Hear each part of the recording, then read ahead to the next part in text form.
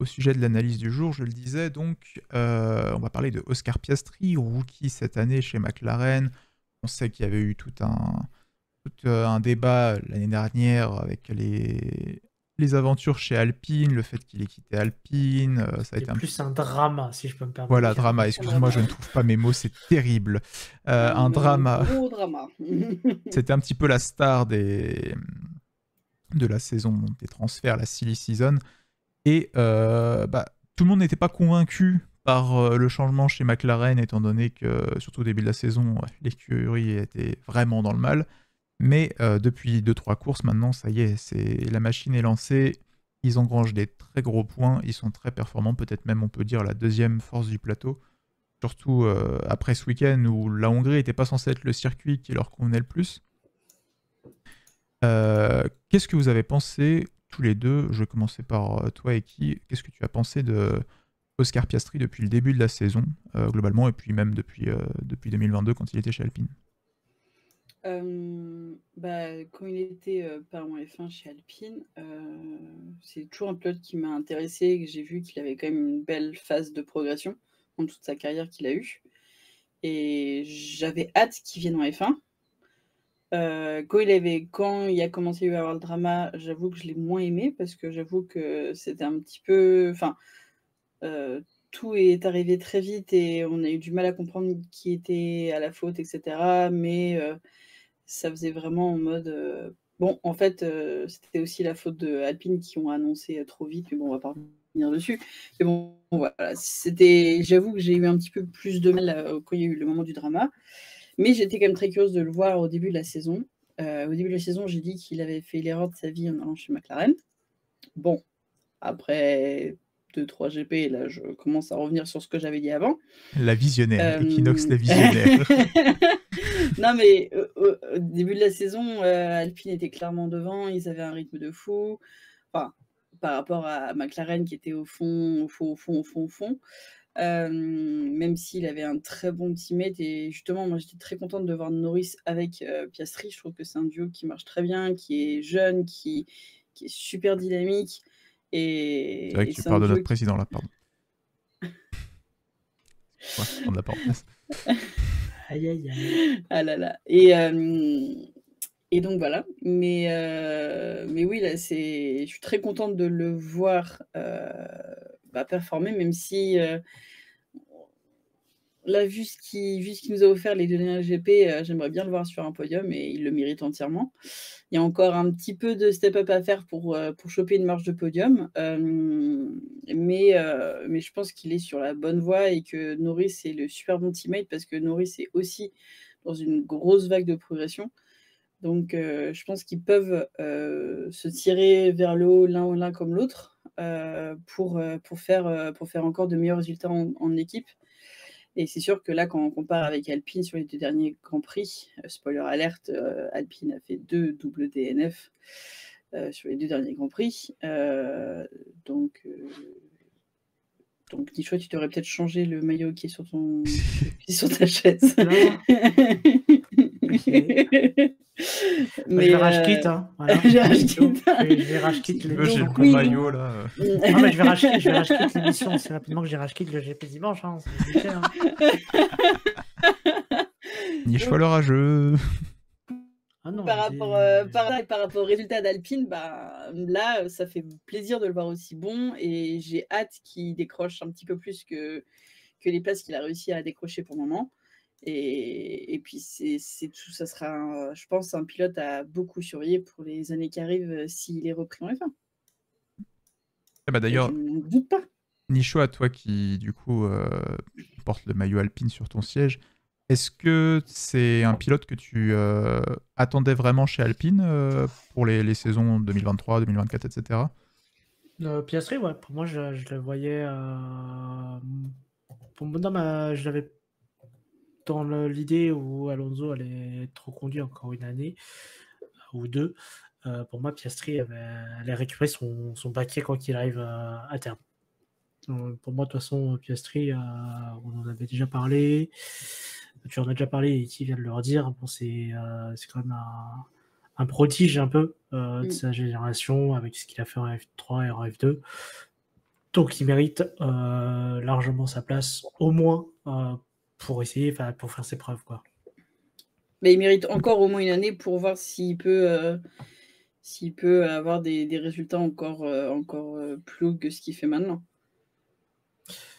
Bah, Il après, mérite au moins une année encore pour moi. oui, non, mais là, Voilà. clairement, même déjà sans, même sans ce regain que McLaren a eu depuis 3 GP, je pense qu'il a réussi sa place encore l'année d'après, parce que déjà, je vois pas McLaren mettre quelqu'un d'autre, déjà de une, et de deux, ce serait dommage de gâcher un talent comme il possède, juste parce que la saison est pas ouf, parce que la voiture est pas ouf. Parce qu'en fait, si on regarde les premiers GP, même si la voiture était au fond, et bah Piastri était quasiment, si je dis pas de bêtises, toujours dans le rythme de Lando Norris. Et on sait à quel point Lando Norris, Lando Norris a déjà prouvé par le passé qu'il était un très grand pilote, qui pouvait performer, qui pouvait avoir des coups d'éclat. Et aujourd'hui, Piastri confirme du coup son état de forme, c'est-à-dire à vouloir à jouer dans les chronos de Norris, puisque la qualif s'est bien passée. Ça fait 2 GP si on prend plus Silverstone, parce que du coup en Autriche il n'avait pas les améliorations de Norris. Si on prend juste Silverstone et là du coup en Hongrie, factuellement, si on regarde les chronos, il est dans les chronos de Norris, mis à part son deuxième relais où ça s'est effondré. Il avait des dégâts sur le fond plat. Ouais, il avait un léger dégât sur le fond plat, et je pense que ce qui lui manque là actuellement comparé à Lando Norris, c'est de l'expérience pour la gestion des gommes. Des gommes, ouais, tout à fait d'accord. Oui, ça a déjà plusieurs années engrangées. Et puis, gérer ces gommes quand tu es dans le midfield, voire un peu derrière, pour essayer de jouer P12, P10, c'est pas pareil quand tu dois gérer tes gommes pour attaquer, pour aller chercher éventuellement un podium et défendre sur les fous furieux qui reviennent derrière. Du coup, il manque peut-être encore un peu de maturité là-dedans, mais je m'inquiète pas trop pour lui. Enfin, je m'inquiète même pas du tout. Et dans cette même idée, est-ce que c'est envisageable que Piastri dépasse Norris? Oui. Sur une saison, par exemple? Sur une saison entière, je pense pas. Ok. Sur 2-3 GP, certainement. De toute façon, je pense que à cette question, on n'aura pas la réponse cette année. Oui, c'est sûr. On aura la réponse plus l'année prochaine, surtout. L'année prochaine, je pense que ça peut être assez disputé. Peut-être dans les meilleurs des cas, peut-être un 60-40 en faveur de Norris, je dirais, à peu près en termes de GP, de points et tout ça. Ouais, je suis d'accord, mais ça ne m'étonnerait pas, tu vois, un jour. Enfin, je pense que Piastri, le jour où il y a un souci avec la McLaren de Norris ou un problème, n'importe quoi, je pense qu'il saura être là et faire le taf pour. Même quand Norris sera là, typiquement ce Ouais, non, week-end, bien sûr. il arrive à dépasser les deux au départ, donc Hamilton et Norris. Si jamais il n'y a pas on va dire un petit peu le concours de circonstances qui fait que son coéquipier l'undercut, et éventuellement s'il arrive à bien maintenir ses gommes et tout, possiblement c'est lui qui finit P2 et Norris P3 ou P4. Ça m'étonnerait pas de le voir dépasser Norris, peut-être rarement au début, peut-être d'ici la fin de saison, 1 ou 2 fois seulement. Mais ça montera en puissance. Si la voiture, si là, d'ici la fin de l'année, les performances de voiture vont. Enfin, je pense que d'ici la fin de l'année, les performances des monoplaces, des différentes écuries vont rester à peu près similaires. Il n'y aura pas trop de changements. On arrive sur les dernières grosses améliorations là. Pour tout le monde, il y a des gros packages qui arrivent à Zandvoort, à Spa et à Monza pour certains. Mais après, tout le monde va se consacrer à la voiture de 2024 qui ne changera pas trop de 2023, ne serait-ce que dans du coup la fabrication des pièces. Donc, du coup, les grosses améliorations arriveront l'année prochaine. Donc, je pense que début septembre, on aura une hiérarchie quasiment fixée. Et c'est là où on verra, c'est là où en fait Piastri va pouvoir engranger de l'expérience et pouvoir maîtriser plus son véhicule, ses pneus et tenter un coup d'éclat sur un GP, peut-être perturbé par la pluie ou une safety car qui tombe, je sais pas moi, à Vegas par exemple. Ah bah, les Là, qu'est-ce que McLaren j'ai vont hâte. être aux aguets, hein, je pense, parce que Ah oui, déjà, oui, c'est sûr. clairement. elles nous ont prouvé ce week-end que même sur un circuit où tout le monde disait non, ce sera pas adapté, la McLaren en Hongrie et tout, au final, c'était la deuxième voiture en termes de rythme. Et à côté, on a Piastri qui fait peu d'erreurs depuis le début de saison. Je trouve, franchement, pour un rookie, il se met pas Ah. dans les murs. Non, un peu comme il apprend. Sargent ou Ouais. Joe il y a Exactement. 2 ans maintenant. Joe, il fait son bonhomme de chemin. Nick De Vries, MD. Pardon. Et je trouve que c'est aussi un pilote complet. Il a prouvé qu'il peut être rapide en qualif. Il est dans le rythme de Norris, légèrement en dessous, à 1/10 à peu près. Il a un rythme de course tout à fait correct. Il sait se battre au départ. Il nous l'a prouvé durant les 2 derniers GP. Bon, il n'a pas réussi à dépasser Max Compliqué. au dernier GP, mais ce week-end, il a quand même réussi à dépasser 2 voitures. Il s'est battu contre Perez aussi de manière assez aguerrie, on va dire. Donc, ouais, comme tu dis, Nichois, encore progresser un peu sur la gestion des gommes, continuer de pousser jusqu'à ce qu'il va avoir des circonstances un peu plus favorables pendant les courses. Et normalement, c'est un, voire même plusieurs podiums d'ici la fin de l'année. Pour une saison de rookie est plutôt honnête. Hein. Ah bah clairement, pour un rookie... J'ai pas les stats des podiums en tant que rookie, mais de tête comme ça, il y a quoi? Il y a Stroll, Magnussen, et après ça remonte à Hamilton. Hamilton, je pense. Verstappen, évidemment. Verstappen, ouais. Vettel, je suis pas sûr. Vettel, hein, j'ai un doute. Je suis pas Ah sûr. non, parce qu'il a commencé en mais- 2006. je Oui, crois. il a commandé 2006. Mais ouais, en tout cas, c'est assez Il y en a rare pas, pour le hein, il y en a mentionner. pas beaucoup. Hein, il y en a pas Bon, beaucoup. évidemment, c'est aussi à court de circonstances, il faut avoir la bonne voiture, mais tout de même. Après, une fois que tu as Ouais, la bonne voiture, il faut quand même aller chercher le podium. Ah, mais C'est faut ça. être là. Oui, non, Par mais exemple, pour c'est- Stroll, ce n'est pas que la voiture, hein, Ouais, c'est ça. aussi le pilote. Parce que Stroll à Bakou, faut aller la chercher, quoi. Ouais. Stroll dans une Williams à Bakou. Alors, 2017, c'était pas la pire des Williams, mais tout Non, de même, faut y aller. Hein. Faut y aller. Exactement. Donc, ouais, Piastri, on attend de voir. Bon, de toute façon, maintenant, ça a l'air assez confirmé que les McLaren vont rester. J'entends beaucoup dire dans le top 5, mais même dans le top 2 potentiellement, ou au moins top 3 jusqu'à pendant les prochaines courses. Donc on a hâte de voir ce que... Là, en vrai, c'est intéressant parce que on parle même pas que Red Bull est au-dessus, hein, c'est bon. Verstappen. Verstappen est au-dessus et pousse Red Bull au sommet. Et c'est vrai qu'en deuxième, entre Aston, Mercedes et la McLaren qui vient, vous avez vu, je parle même plus de Ferrari. Aston Martin aussi, hein, franchement, ils finissent P9, P10 ce week-end. Ce week-end, c'est pas leur GP, je suis d'accord, mais sinon, ils ont quand même montré un très fort début de saison. Ouais. Donc c'est pour ça qu'en deuxième, oui, mais pour le là, moment... ça fait quand même 4-5 GP. tu souffles autant? Non, on souffle autant. Aston Martin, moi je souffle fort. Hein. Aston Martin, je pense que c'est en dessous de Ferrari. Hein. Je pense que s'ils finissent P5. Moi je souffle pas pour Aston Martin, je l'avais annoncé. Donc, je pense qu'Aston Martin finissent devant Alpine, mais derrière tous les autres. Ok. En fait, ils vont finir devant Alpine au classement parce qu'ils ont engrangé beaucoup de points. Oui, voilà, parce que Alpine fera 4 points par GP jusqu'à la fin de la saison, mais ça... Et encore.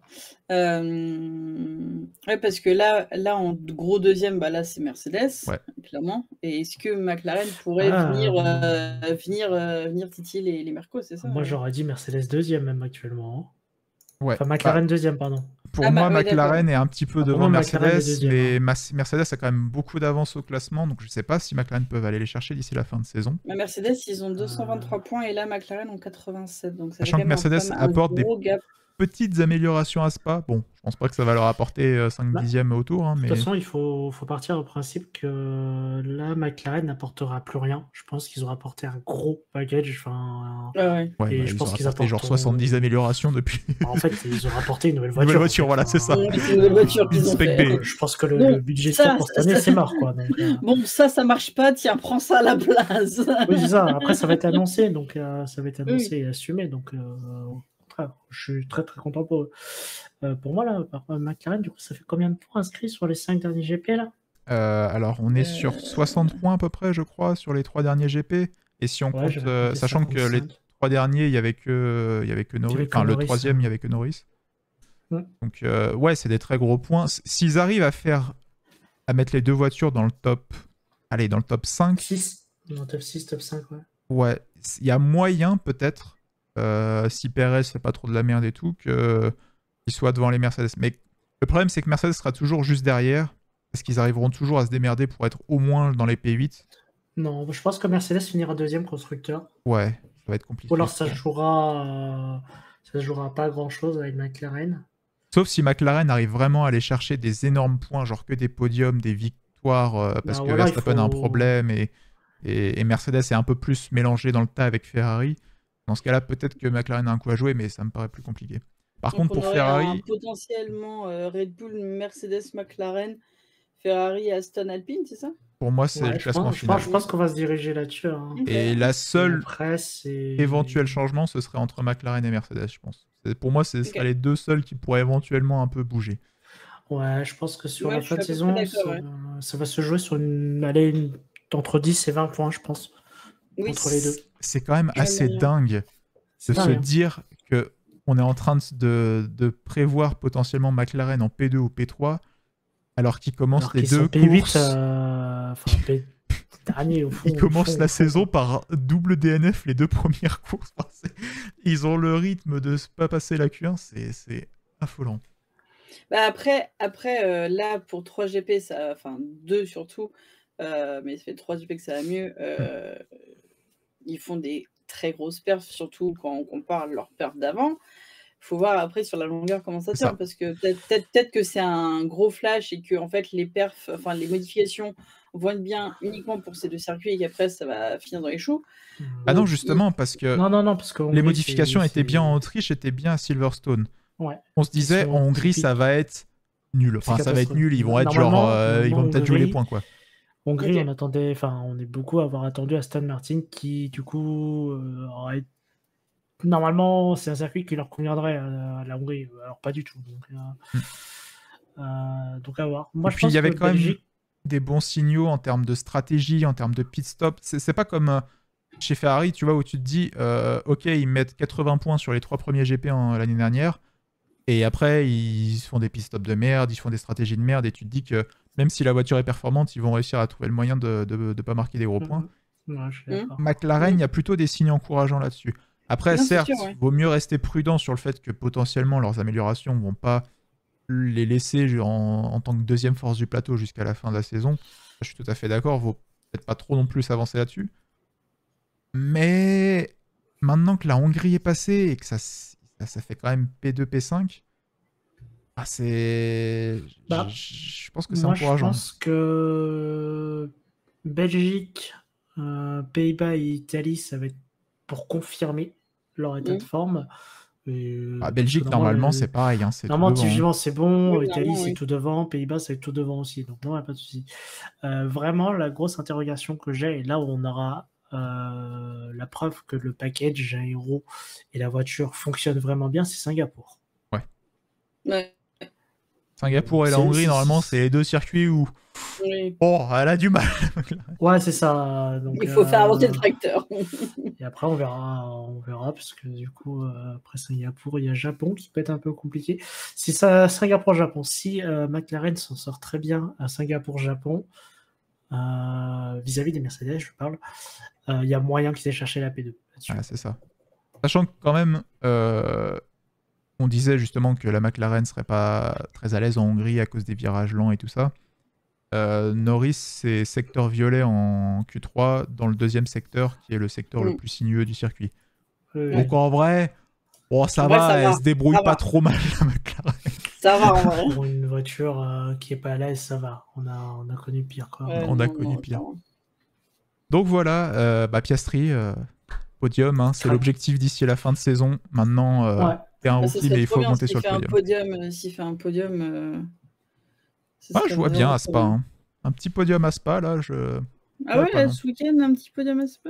Ouais. Ok. Et peut-être même une victoire de Lando Norris. Ah, parce que, ah oui, moi, ça fait depuis plusieurs GP que j'attends qu'il y ait un problème chez Verstappen. On en parle de la fiabilité de la Red Bull ou elle pète jamais cette voiture ou ça se passe comment? Bah, on dirait la Mercedes il y a 3-4 ans. Il est en train de tourner sur le moteur de l'année dernière et il veut toujours pas prendre flamme le. Non, c'est grave. Il a pas besoin de taper 100% Par exemple, du moteur. Par exemple, sur Sainz l'année dernière. Bah ouais, genre un petit coup de briquet là. Sergio, il veut pas mettre. Vas-y, trafiquer un peu le moteur de Verstappen. Non, mais Sergio, il leak déjà les nouveaux fonds plats. Donc on peut pas tout avoir. Quoi. Bah voilà, une fuite, une petite leak là dans la voiture de Verstappen, ça serait bien ça aussi. Ah non, mais c'est impressionnant. Le pilote et la voiture, il n'y a rien, il y a rien à faire. Quoi. Et en plus, l'équipe, je veux dire, même si c'était pour Sergio, mais ils ont quand même fait un pit-stop à 1.9. 1.9. Moi, je vois les pit-stops de McLaren 2.3, 2.0, je suis en mode un truc de fou, on va même avoir le record. Red Bull 1.9. Ah, vas-y, c'est bon là. Et après, Ferrari 9.4. Ouais, ils se sont dit, ouais, nous aussi on peut faire 9. Ah oui, mais c'est 10.9 nous. Il y a un 0 en trop. Le 9, c'est après le point, pas avant en fait.